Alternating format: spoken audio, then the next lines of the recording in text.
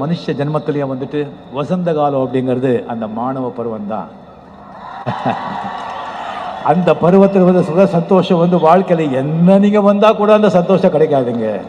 So அந்த சந்தோஷமான நாட்கள் அட் த சேம் டைம் ரொம்ப சோதனையான நாட்கள் கூட. உங்கள் வாழ்க்கையோட அஸ்திவாரம் இதில் தான் இருக்குது. இந்த 4 வருஷம் நீங்கள் கஷ்டப்பட்டு படித்தாதான் உங்கள் 40 வருஷம் வாழ்க்கை நல்லா இருக்கும். படிப்பது மட்டும் இருக்கட்டும் உங்களுடைய எண்ணம், உங்களுடைய கவனம். வேறு எதுலேயும் நீங்கள் கவனம் செலுத்தாதீங்க.